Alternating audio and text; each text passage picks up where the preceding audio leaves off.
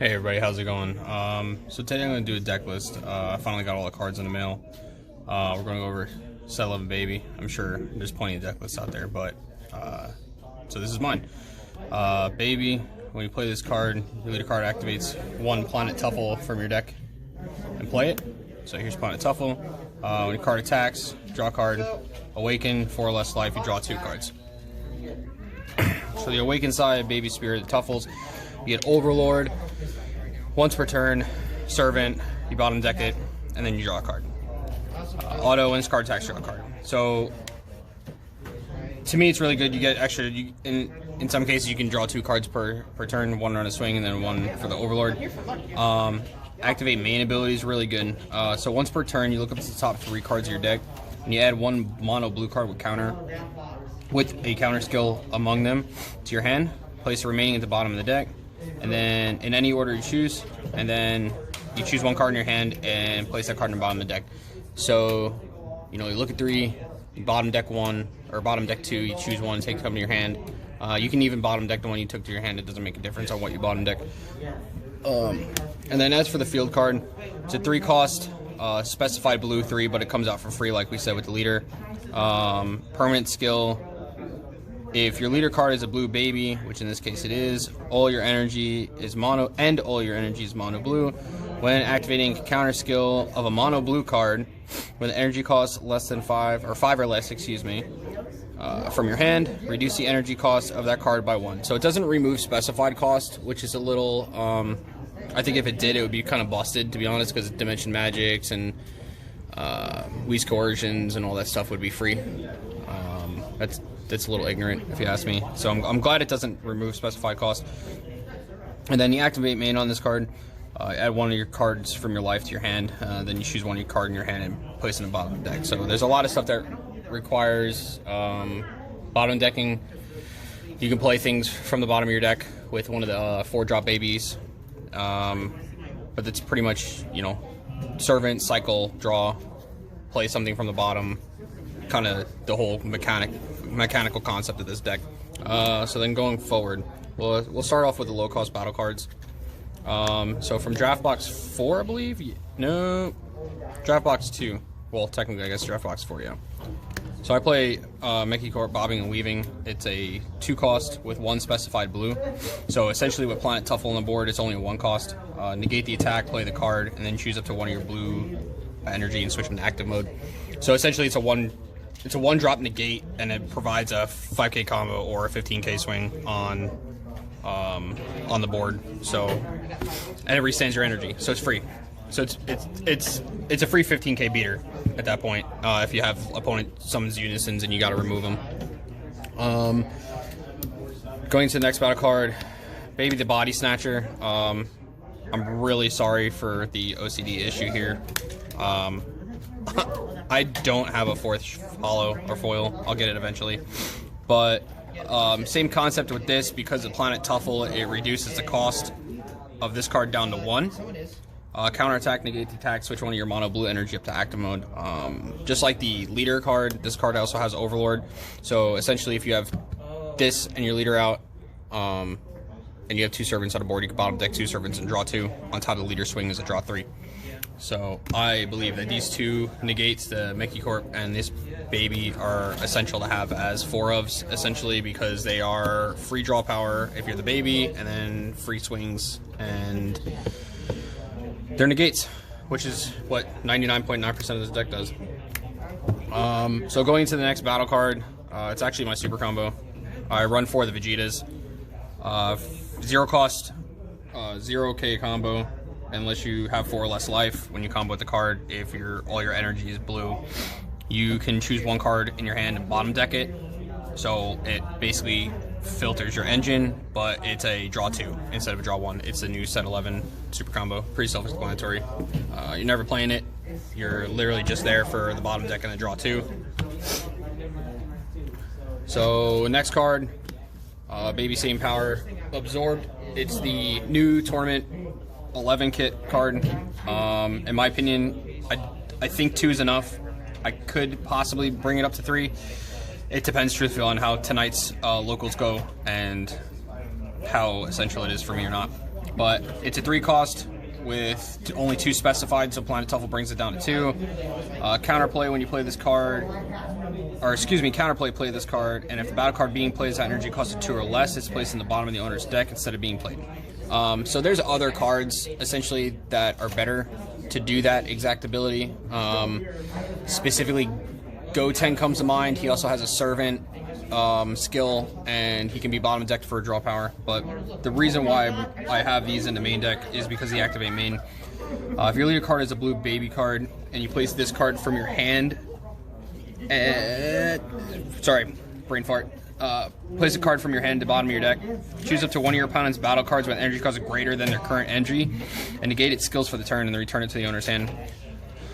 So, if they successor for whatever reason, and then it stays on board, or, I mean, they can really summon anything or whatever, you can just bottom deck this card and then just push it back to their hand, and essentially they lose all their successor cards, or they lose the important cards that they had.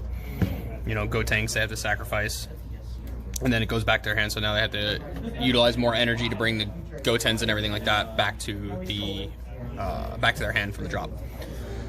Next card I have, 3 of the Gotenks. This is a card I mentioned earlier. 2 cost, it's a 3 cost, but 2 specified cost, so it comes out for 2 because of Planet Tuffle. Counterplay, play this card. If your battle card being played has energy cost 4 or less, it's placed in the bottom of the owner's deck. So, like I said, with this card, it's the same exact cost. It just hits bigger targets. It has Servant, so it comes out. The permanent keyword skill of Servant activates before any checks. So Kotsukai gets around Kotsukai, I believe. No, it doesn't. Never mind, because Kotsukai checks 20k or power, and that would be at 20k exactly. So never mind. This card would get hit by Kotsukai. And then it would get around Black Messiah for whatever reason if it were to be played with a non-keyword skill. But it's a drop with if you bottom deck it with the Overlord ability. Then going into the next card. So this card is kind of like a hit or miss for me when running, compared to running 3 or 4 of them. I love the card. It's a great card. It's a mini topo. So it comes out for 2. It's a counterattack, negate the attack, play the card. Has Servant. It's a 15k, so this card specifically gets around Kotsukai because it turns into a 25k before the check of the activate main for Kotsukai. Auto, when you play this card, your opponent can't attack for the turn unless they choose one card in their hand and place it in the bottom of the deck. So it doesn't necessarily make them discard, which essentially with some decks could help them. It forces them to bottom deck it, so they could actually potentially never see this card again for the rest of the game. So it's really imperative that if they swing 3 times after you play this, that's 3 cards in their hand that they could potentially never see for the rest of the game. I see why people would run 4. Last week I ran it at 4, and I saw pretty much all 4 every single game, so I don't think necessarily it's needed at 4. I think you could potentially cut it down to 3, and then we'll see how that goes. So next card is Baby Diabolic Parasite. It's another Overlord, so bottom decks a Servant and draws a card. Counterplay comes out for 2 if you use if you play with the counterplay skill. Play this card, switch up to your mono blue energy to active mode. So now that it's switching in energy to active mode, it comes out for 1, and if the battle card being played has energy cost of 4 or less, it's placed on the bottom of the deck. So it's pretty much a little bit better of a Goten. I just have the Goten in there basically for the Servant skill, so I can get a little bit extra draw power in it. On top of the leader and on top of the baby, as of right now, the cards I've shown you were at 5, 6 battle cards, and then the leader card for the Overlord. And I believe there's 7 total Servants in the deck. So the next card we're going to go over is Baby Saiyan Slayer, which in my opinion you should be running at a 4 of. I don't think you should run anything less. It's a double strike. It's a counter attack, negate the attack, play this card. It's also a counter. It's a play this card. It doesn't negate the counter that you're countering, which, I mean, it kind of stinks, but I think if it was a full-on counter and negated the counter, I think that would be a little broken in my opinion. Comes out for 3 due to Planet Tuffle, like everything else. The reason why we play this at 4 is because with all the bottom decking of the Servants, with all the super combos, the planet Tuffle itself, the leader ability when it's awakened, your activate main on this card. If your leader card is a blue baby card, you can look at the bottom card of your deck. If it's a mono blue battle card with counter skill and an energy cost less than or equal to the current energy, and it's not a copy of this card, you can play it. Otherwise, return it to the bottom of the owner's deck. So, with the super combo, you can essentially, I'll show a play later that I did. If you can get multiple of these out, you can essentially just swing with something. Bottom deck, super combo bottom deck, do whatever, planet Tuffle bottom deck, leader bottom deck, whatever you need to do, overlord bottom deck. And then if you have 2 or 3 of these on, activate main, your bottom 3 cards of your deck are just coming out and start swinging. I mean, you can bottom deck a servant, activate main, play it again, go. If you have another overlord, bottom deck it again. You can literally just draw 2 every single time you play the other card, essentially, if you bottom deck it with the overlord ability. So next card we're going into is Vegeta Ready to Rumble. I love this card. This is probably one of my favorite cards in the deck. I have a 4th in the sideboard. Comes out for 3. It's a blocker. Counter attack, negate the attack, play this card. It's a 20k, 5k combo, and auto says when this card is played, your opponent cannot attack for the turn unless they place 1 card in their energy into the drop area. So this is a more ignorant version of Topo, in my opinion. So if you play this on turn 3, it pretty much shuts down your opponent's turn. So you would negate the attack with this card, you'd play it, assuming it stays on the board, because it doesn't have deflect, it doesn't have barrier, so assuming it stays on the board, you're forcing your opponent to attack, discard an energy, and then you can, 1, negate it again with another negate, assuming that you have a negate open or energy open, or you can just tap it, activate blocker, and then now they burned an energy for nothing. So it's pretty much a turn ender in a sense, in my opinion at least. I think I could see somebody running this at 4, depending on the locals. I think 3 is enough. I saw a majority of them, if not all of them, every single game last week, and here at locals we play a best of 3, depending on the people that show up. We play, anywhere from 3 to 5 rounds. And then, the sweet baby Jesus of the deck, the baby Golden Avenger. So it is 5 cost, specified cost, so it doesn't come out for any cheaper. It's unique. You can only have 1 on the board. Triple strike, 30k. Counterplay, play this card. If your battle card being played has an energy cost of 7 or less, it's returned to the owner's hand instead of being played. Okay, great. Bounces a card back before it's even played. That's a 7 cost or less. Amazing. It does suck that it's 5 cost, but most of the time you're using your Unison ability, which I'll go over later, to play for free by discarding 2 cards from hand. Counter, negate the counter skill, and play this card. So this is your only yellow cooler counter in the deck. It's a counter that actually physically negates the skill. The other counters don't. This is the only one that you can run in the deck that actually physically negates the skills, or negates the counter skill. So I think this should be run at 4. I can see why people would only run it at 3, but I think that it's too good to not run at 4 in my opinion. Especially if you get more than one of those Saiyan Slayers out. You can always bottom deck it, play it, and then if it gets removed, majority of people survive that turn, they're going to try to remove it, and then they don't know what you bottom deck with your super combos or whatnot, so you can literally just, if they don't remove the Saiyan Slayer, you can just bottom deck and play another one. But that's pretty much it. Oh, and the auto. When this card is played, you draw a card, and then choose up to one of your opponent's battle cards, ignoring barrier, and place them bottom of the owner's deck. So, if you get this card out when they're playing a battle card, 1, you're bouncing a 7 cost or less back to their hand. 2, when it's played, you draw a card, and you bottom deck a card that's ignoring barrier on the field. So you're removing board presence, and you're forcing them to not have board presence by countering them, and then you get to draw a card. So, I mean, that's pretty nuts to me, in my opinion. And the last battle card is the Secret Rare. So, Baby Hatchiyak Saiyan Destroyer. It's an ultimate. You only have 1. Counter attack. If you have 3 more energy, negate the attack and play this card. Your opponent can't attack for the turn. busted. Absolutely broken. Everybody hated this card when it first released. I loved it because it's literally just ends your opponent's turn. They can summon whatever they want, they can do whatever they want, but they can't attack. So have fun with that. First permanent, if this card would be removed from the battle area, remove it from the game instead. So exile it, basically. If you're playing, if you know Magic the Gathering, you just exile a card, you can't play, you can't grab it back, can't do nothing. It doesn't go to the warp, you can't like Trunks Power Overseen Time and grab it back. Just, it's gone. Permanent, if your leader card is mono blue, you can choose one of your cards in your hand, discard it instead of paying the energy cost of this card when activating counter skill from your hand. So what you do is you just discard a card and play for free. And you don't need to tap 4. Or, excuse me, you don't need to tap 7 with 4 minimum specified cost blue on turn 3.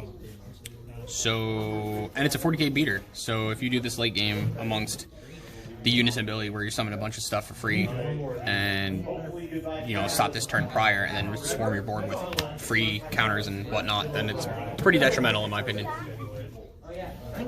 Going into the extra cards, I'm probably going to cut this down to 3 just because of the other extra cards I have in my deck, but it's Dimension Magic, Sparking, take a life, activate the counter skill negates the attack, and then resends 2 of your blue energy to active mode. Self-explanatory, has been out for a minute. If you don't know what that card does, you should probably read up on more of the older sets. Mafuba, one of the most broken extra cards in this deck. It's 2 costs, but because of Planet Tuffle, it comes out for the 1 specified blue. Everybody knows what Mafuba does. If you don't know what Mafuba does, research older cards. I'm not going to sit there and explain it. So the new TP card, which is phenomenal. I think I'm going to do a 3-3 split of this and Dimension Magic. I mean, who knows? I might do a 3-4 split and leave Dimension at 4. It's pretty much Dimension Magic, but it doesn't have Sparking. It comes in for 1, negates the attack, if your leader card is a blue baby, and then you switch up to your mono blue energy to active mode, and you draw a card. So you lose the Sparking from the Dimension Magic, but you go plus in hand. So you can kind of see the way this deck's built, and you know, I run a lot of cards in my decks. It's just the way I do things, as long as it has enough draw power to match up for it. And then for the next card, what would be blue without 4 beans? You know what bean does? To activate battle, tap 1, restand 2 energy, plus 5k. Good game. Well played. So if you decided to not negate something, you can always just bean, untap 2, and then you can go into like that the Gohan negate that makes them discard a card or bottom deck a card. Going into the Unisons, so a lot of people I've been conversating with a lot of people about this. So I run 3 baby Unisons and 1 SS4 Unison. I don't think 4 of these is necessary, to be honest, because you're only playing 1 in the game, and then it's pretty much done from there. It comes out for 3. I only play it on turn 4. I do not tap out on turn 3. It's, especially in the control deck where you need to negate things, it's dumb. Absolutely dumb to do that. Plus 2, activate and draw a card. Cool. Another way to draw a card. This is the reason, this -5 is the reason why you play it. Activate main, if your leader card is mono blue, so you can play it in other blue decks, you don't have to play it in baby. Choose up to 1 of your leader cards. It gains 15,000 power for the turn. It gains double strike for the turn. And until the start of your next turn, so during your whole entire opponent's turn, you can activate mono blue cards with counter skill from your hand by choosing 2 cards in your energy and discarding them instead of paying their cost. So, if you take advantage of the Servant ability and take advantage of all the draw power in it, you can potentially have like 16, 17 cards in hand. Assuming you're not playing against hand destruction, that is. And then you can just start playing free counters. Negate, counters, counter plays, anything with counter skill by discarding 2 cards in hand. So essentially what I like to do is I like to play this on turn 4, negate through turn 4, obviously, doing the +2 to get a draw card, so now you're at 5. So turn 5, pretty much my turn 5, turn 6 are like my go for game type turns. Go for a swing on this, so it's a 15k beater. You do the -5, give your leader 15k and double strike, so your leader turns into a 30k double striker. All your counters are free, so if they decide to counter something, you can just start counterplaying and countering and whatnot, all the shenanigans. And then what I like to do, depending on the cards I have in hand, is play this for 4, or play this for 5, excuse me, because it's minimum specified 5. So you play this for 5, it's another 15k beater. Pretty much a safety net. So if you can't win this turn, you literally just sit here and just swing with everything you got on board. So this card is played during your opponent's next turn. They can't attack with battle cards unless they choose one of their battle cards with an energy cost of 2 or more and place it in the bottom of the owner's deck.